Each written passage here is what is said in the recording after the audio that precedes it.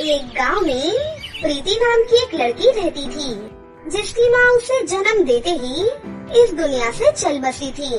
प्रीति की देखभाल के लिए उसके पापा ने एक यामिनी नाम की औरत से दूसरी शादी कर ली। यामिनी बहुत ही घमंडी और बुरी औरत थी।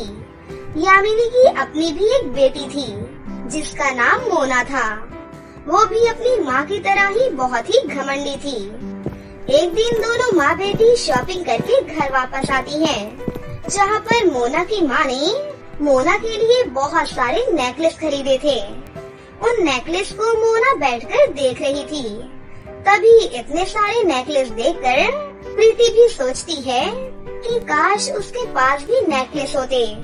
फिर प्रीति बहुत हिम्मत करके अपनी माँ के पास जाकर उससे कहती है, माँ, मोना के पास इतने सारे नेकलेस हैं, क्या उनमें से मैं एक नेकलेस ले सकती हूँ? खबरदार, अगर तूने ऐसा सोचा भी तो महारानी को नेकलेस चाहिए। जा यहाँ से और अपने बाप से कह, वो दिलवाएगा तुझे नेकलेस। उसके बाद प्रीति उदास होकर अपने पापा के पास जाती है और उनसे कहती है, पापा, मोना के पास बहुत सारे नेकलेस हैं, पर मेरे पास एक भी नेकलेस नहीं है। मुझे भी नेकलेस चाहिए पापा। मेरी प्यारी बेटी, तुम्हें नेकलेस चाहिए? कोई बात नहीं, मैं अभी तुम्हें दिला देता हूँ। चलो मेरे साथ। फिर प्रीति अपने पापा के साथ मार्केट जाकर अपने लिए एक सुंदर सा नेकलेस लेकर आती है। प्रीति उस नेकलेस को अपने सामने रखकर देख ही रही थी और बहुत खुश हो रही होती है कि तभी मोना उसके कमरे में आती है। वो प्रीति के नेकलेस को देखकर बहुत ही जलन महसूस करती है और अपनी माँ को बुलाने लगती है। माँ, माँ, देखो तो ये नया नेकलेस लेकर आई है। मुझे भी ये वाला नेकलेस चाहिए। ये वाला नेकलेस मुझे बहुत अच्छा लग रहा है। अरे क्या हो गया बेटा, क्यों रो रही है तू? माँ, मुझे भी ये नेकलेस चाहिए। देखो ना, ये नेकलेस कितना प्यारा है। मुझे ये नेकलेस अभी चाहिए। देखो ना प्रीति बेटा, तुम्हारी बहन कितना रो रही है। वो अभी बहुत छोटी है। तुम ये नेकलेस इसको दे दो।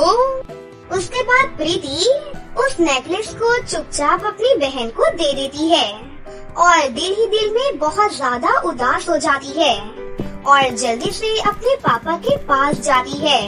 पापा, अभी आपने जो मुझे नेकलेस दिलाया था, वो नेकलेस तो मोना ने ले लिया है। मुझे अभी आप एक और नेकलेस दिला दीजिए ना। बेटा, अभी मेरे पास और पैसे नहीं है। जितने पैसे थे वो सारे खत्म हो गए, पर जैसे ही मेरे पास पैसे आएंगे मैं तुम्हें नया नेकलेस दिला दूंगा। ऐसा बोलकर प्रीति के पापा वहाँ से चले जाते हैं। प्रीति अपने पापा की ये बात सुनकर बहुत ज्यादा दुखी हो जाती है और एक पार्क में एक पेड़ के नीचे बैठकर रोने लगती है। तभी रोते रोते उसे एक आवाज सुनाई देती है। बेटा, क्यों रो रही हो तुम? आप कौन हैं? पहले ये तो बताओ बेटा कि तुम क्यों रो रही हो? तुम्हें क्या हुआ है? और तुम्हारी माँ कहाँ पर है? मेरी माँ नहीं है, वो तो बचपन में ही चली गई। मैंने कभी भी अपनी माँ को नहीं देखा और अब पापा भी मुझसे उतना प्यार नहीं करते जितना पहले करते थे। मेरे घर में मुझसे कोई भी प्यार नहीं करता। अरे बेटा, उदास मत हो, मैं ही तुम्हारी माँ हूँ। क्या सच में आप मेरी माँ हैं? हाँ बेटा, मैं तुम्हें रोता हुआ नहीं देख सकी और मैं यहाँ तुमसे मिलने चली आई। फिर प्रीति अपनी माँ को देखकर बहुत ही ज्यादा खुश हो जाती है और उनके गले लग जाती है। उसके बाद वो अपनी माँ को सारी बातें बता देती है। थोड़ी देर बाद वहाँ पर बारिश शुरू हो जाती है और पानी की बारिश की जगह आसमान से सुंदर सुंदर नेकलेस गिरने लगते हैं। ये देखकर प्रीति बहुत ही ज्यादा हैरान हो जाती है। अरे, ये पानी की जगह नेकलेस कैसे गिर रहे हैं? बेटा, तुम्हें नेकलेस चाहिए थे ना, इसीलिए मैंने नेकलेस की बारिश करवाई है। तुम्हें जितने भी नेकलेस चाहिए तुम उतने ले सकती हो और कल हम इसी जगह दोबारा मिलेंगे। उसके बाद प्रीति जल्दी से कुछ नेकलेस उठा लेती है और उसे अपने घर पर लेकर आ जाती है।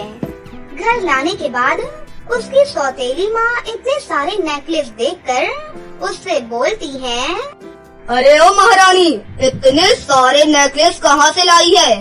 कहाँ से चोरी की है तूने? अच्छा, तो तू अब चोरी भी करेगी? ये मुझे मेरी माँ ने दिए हैं। मैंने इन्हें कहीं से भी नहीं चुराया। आप मेरा यकीन कीजिए माँ। तूने मुझे पागल समझ रखा है क्या? जल्दी से बता, वरना अब तुझे बहुत ही ज्यादा मार पड़ेगी। उनकी ये बातें सुनकर प्रीति के पापा भी वहाँ पर आ जाते हैं और पूछते हैं, अरे क्या हो गया? इतना क्यों चिल्ला रही हो भाग्यवान? अच्छा हुआ जी जो तुम आ गए, और पूछिए अपनी महारानी से ये इतने सारे सोने के नेकलेस कहाँ से चुरा कर लाई है। बेटा प्रीति, सच सच बताओ, ये नेकलेस तुम कहाँ से लाई हो? पापा, मैं बिल्कुल सच कह रही हूँ। ये मुझे मेरी माँ ने ही दिए हैं, लेकिन आप लोग यकीन ही नहीं कर रहे। अगर आपको यकीन ना हो तो कल आप इसी टाइम मेरे साथ चलकर देख लीजिएगा। माँ मुझसे मिलने कल फिर से आने वाली हैं। ये तुम क्या बकवास कर रही हो? तुम्हारा दिमाग खराब तो नहीं हो गया? एक दिन तुम्हें खाना नहीं मिलेगा तो तुम्हारी ये अकल ठिकाने आ जाएगी। ऐसा बोलकर वो दोनों वहाँ से गुस्से में चले जाती हैं।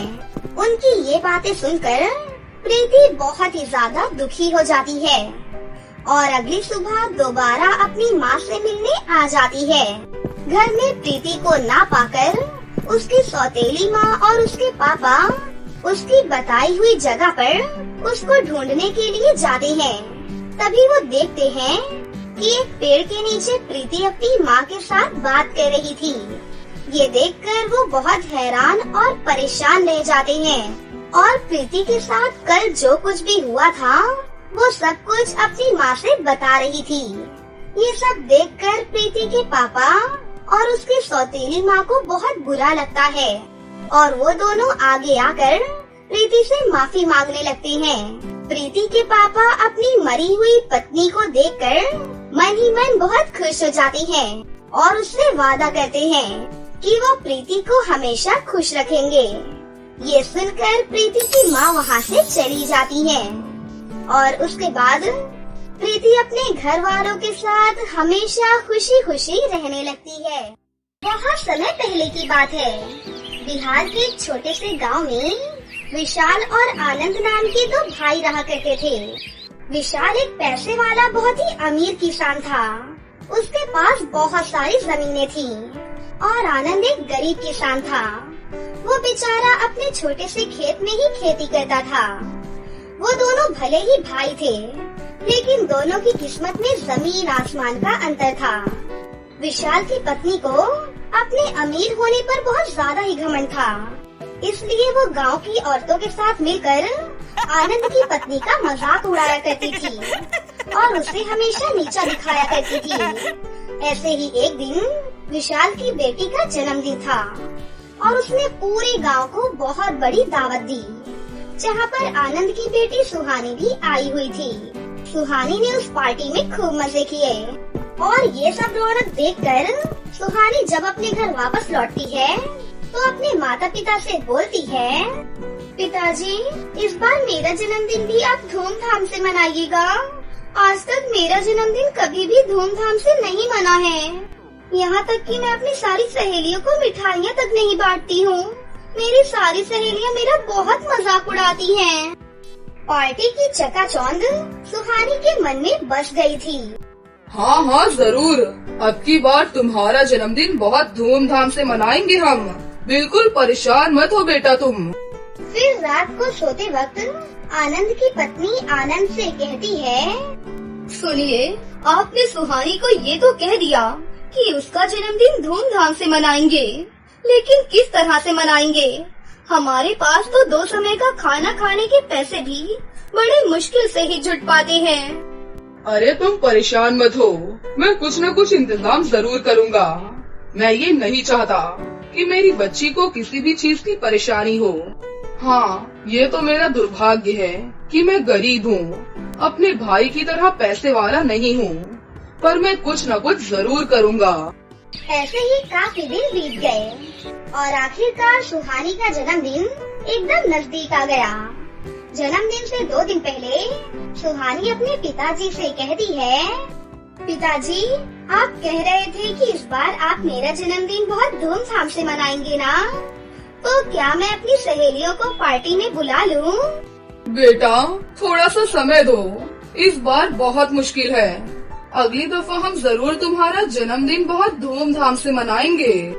आप हर बार यही करते हैं।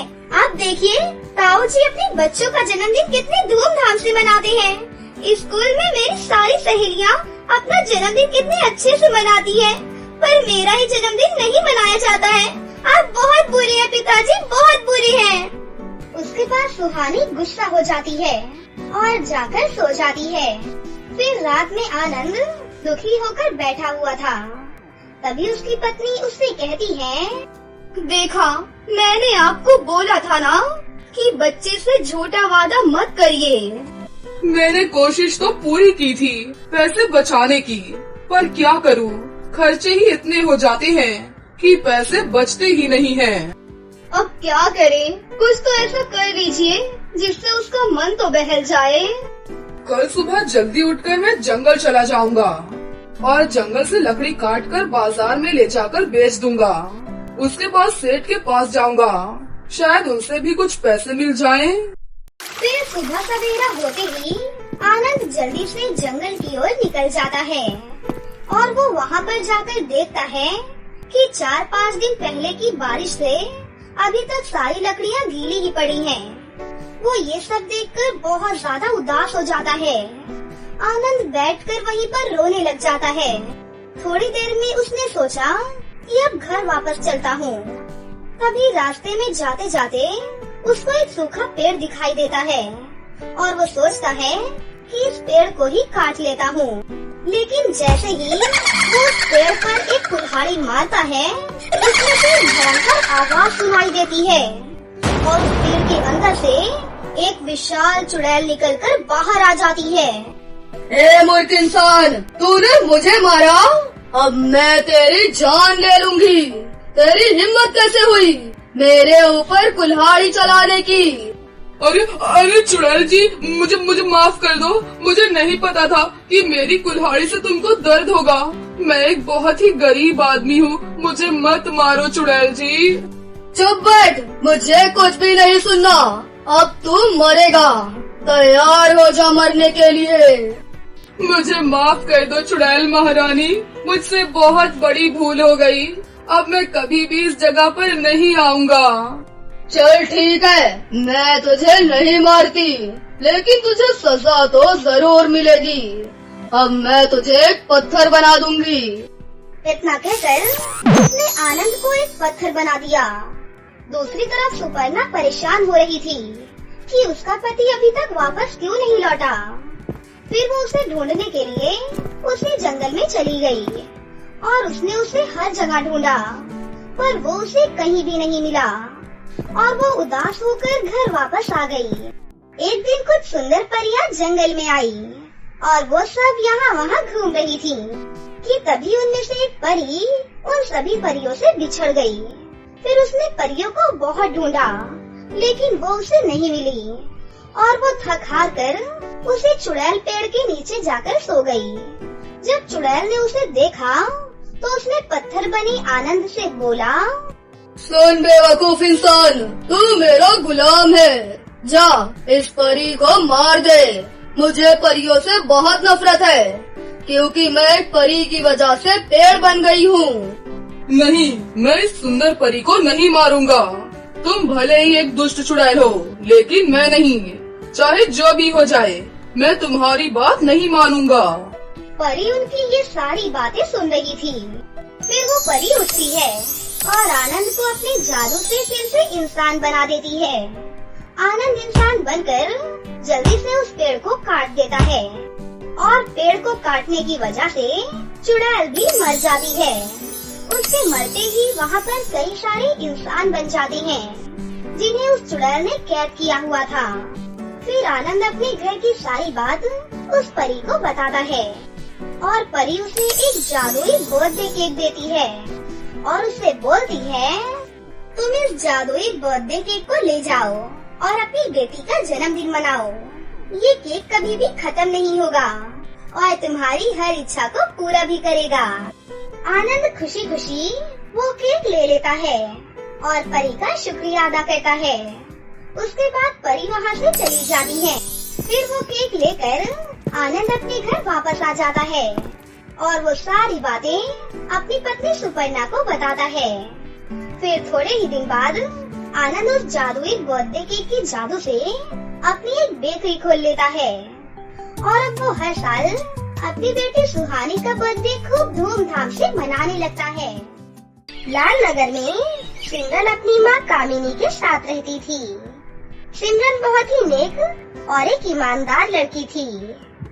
उसकी माँ दूसरों के घरों में काम करके किसी तरह अपने घर का गुजारा किया करती थी।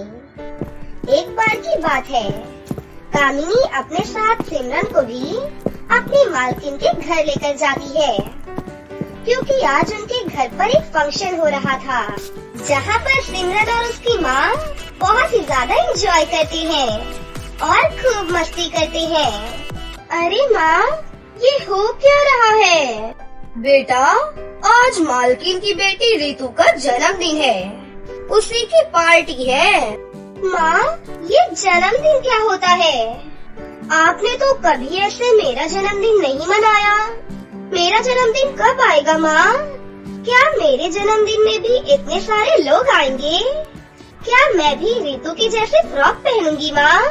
बताओ ना माँ, बोलो ना। बेटा, ये सब हमारी किस्मत में नहीं है, ये सब तो बड़े लोगों के लिए है, हम गरीब लोगों के लिए नहीं। हम गरीबों को तो एक वक्त की रोटी भी मिल जाए, हमारे लिए वही बहुत है। ऐसा क्यों है माँ? आखिर हम भी तो इनकी तरह इंसान है ना? फिर हम क्यों इनकी तरह अच्छे कपड़े नहीं पहन सकते और मौज मस्ती नहीं कर सकते? उसके बाद सिमरन फूट फूट कर रोने लगती है। फिर सिमरन की माँ किसी तरह सिमरन को समझाकर उसे घर लेकर जाती है, लेकिन सिमरन के दिमाग में यही सब चलते रहता है और फिर वो सोचते सोचते अकेले ही जंगल में चली जाती है और जोर जोर से रोते हुए कहती है, आखिर हम इतने गरीब क्यों है ऊपर वाले? क्यों रितु के माँ बाप के पास ही पैसा है? क्या सिर्फ अमीर लोगों को ही खुश रहने का हक है? काश मेरे भी पापा जिंदा होते तो आज हमें ये दिन देखना नहीं पड़ता। सिमरन ऐसा कहकर रो ही रही थी कि तभी उधर से एक टिनटिन परी आ रही होती है और वो सिमरन को यूँ उदास देखकर उससे पूछती है, अरे सिमरन, तुम इतनी उदास क्यों हो? बताओ क्या हुआ? सिमरन अचानक परी को देखकर डर जाती है और डरते डरते सिमरन परी से पूछती है, आप कौन हो और क्यों मेरे पास आई हो? सिमरन डरो नहीं, मैं एक परी हूँ। मैं यहाँ से जा रही थी तो मैंने तुमको यहाँ उदास देखा, इसीलिए मैं तुम्हारे पास आ गई। बताओ ना, क्या बात है? परी जी, आखिर हम गरीबों के साथ ही इतनी नाइंसाफियाँ क्यों होती है? क्यों हम अच्छे अच्छे कपड़े नहीं पहन सकते, अच्छा खाना नहीं खा सकते? ऐसा क्यों है परी जी? बस इतनी सी बात से उदास नहीं होते सिमरन। ये लो जादुई परियों वाली फ्रॉक। और हाँ, ये कोई मामूली फ्रॉक नहीं है। तुम इस जादुई फ्रॉक से जो कुछ भी मांगोगी, ये जादुई फ्रॉक तुम्हें सब कुछ दे देगा। जादुई फ्रॉक देखकर सिमरन बहुत खुश हो जाती है और खुशी खुशी वो जादुई फ्रॉक लेकर अपने घर चली जाती है। घर जाकर जैसे ही वो जादुई फ्रॉक पहनती है तो वो बहुत ही खूबसूरत लड़की में बदल जाती है। खुद को आईने में देखकर वो बोलती है, अरे वाह, परी की बात तो बिल्कुल सच निकली। मैं तो एकदम खूबसूरत हो गई हूँ, बिल्कुल परी की तरह। फिर सिमरन अपने जादुई फ्रॉक से कहती है, हे जादुई फ्रॉक, मुझे एक अच्छा सा घर चाहिए। तभी उसके सामने एक खूबसूरत सा घर बनकर तैयार हो जाता है। अब सिमरन की खुशी का तो कोई ठिकाना ही नहीं रहता। फिर सिमरन अपनी माँ को सारी बात जाकर बताती है, जिससे उसकी माँ भी बहुत खुश हो जाती है।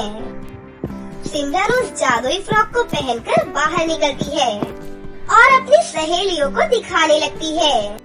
श्रुति, मैं कैसी लग रही हूँ? अरे वाह, तुम तो बहुत प्यारी लग रही हो। लेकिन रातों रात ये सब कुछ तुम्हारे पास कैसे आ गया? तुम्हें ये फ्रॉक किसने दिया है? ये तो बताओ। अरे वो सब छोड़ो, अब मैं पहले की तरह गरीब नहीं रही। आज शाम को मेरे घर पर पार्टी है, तुम सबको मेरे घर पर आना है। क्या पार्टी? वो भी तुम्हारे घर पर? तुम लोगों को यकीन नहीं हो रहा ना? आज शाम को मेरे नए वाले घर पर आ जाना, तुम्हें सब कुछ पता चल जाएगा। शाम को सिमरन की सहेलियाँ सिमरन के नए वाले घर को देखती हैं, तो वो सब चौंक जाती हैं। और उस घर में जब जाती हैं, तो पार्टी की तैयारियों को देखकर वो लोग दंग रह जाती हैं। आखिर इस भिखारन के पास इतने पैसे कहाँ से आए कि इसने इतना अच्छा घर बना लिया और सबको पार्टी भी दे रही है? कुछ तो गड़बड़ है, पता तो करना ही पड़ेगा। श्रुति चुपके से सिमरन को जादुई फ्रॉक से खाना मांगते हुए देख लेती है और वो समझ जाती है कि ये सब इस जादुई फ्रॉक की वजह से ही हो रहा है। इसका मतलब ये कोई मामूली फ्रॉक नहीं है, बल्कि कोई जादुई फ्रॉक है। फिर श्रुति के दिमाग में एक आइडिया आता है और वो रात को चुपके से सिमरन के घर से उस जादुई फ्रॉक को चुरा कर अपने घर पर ले जाती है। अगले दिन जब श्रुति उस जादुई फ्रॉक को पहनती है, तो वो बिल्कुल बदसूरत हो जाती है। जब वो अपने आप को शीशे में देखती है, तो वो जोर जोर से चिल्लाने लगती है। अरे ये मेरे चेहरे को क्या हो गया? मैं इतनी बदसूरत कैसे हो गई? ये क्या हो गया? फिर उस जादुई फ्रॉक से एक आवाज आती है, लालची लड़की, ये सब तुम्हारी लालच की वजह से हुआ है। मैं एक जादुई फ्रॉक हूँ, तुमने मुझे चुरा लिया और अपने स्वार्थ के लिए इस्तेमाल करना चाहा। इसी वजह से तुम्हारे साथ ऐसा हुआ है। इसलिए मैं तुम्हारे लिए खराब फ्रॉक बन गया हूँ और मैं तुम्हारा कुछ भी अच्छा नहीं कर सकता। मुझे माफ कर दो जादुई फ्रॉक, मुझसे बहुत बड़ी गलती हो गई। प्लीज प्लीज मुझे माफ कर दो और मुझे पहले जैसा कर दो, प्लीज। नहीं, अब ये मुमकिन नहीं है। तुम्हारी गलती की अब यही सजा है। इतना सुनकर श्रुति गुस्से से उस जादुई फ्रॉक को उतार देती है और उसे एक मैदान में ले जाकर उसमें आग लगा देती है और हमेशा के लिए बदसूरत बनकर रह जाती है। लेकिन उस जादुई फ्रॉक को कुछ भी नहीं होता और वो हवा में उड़ता हुआ सिमरन के घर पर वापस चला जाता है। अब सिमरन के पास आज सब कुछ था, पैसा, गाड़ी, घर, और वो दोनों माँ बेटी खुशी खुशी अपना जीवन एक साथ गुजारने लगती है।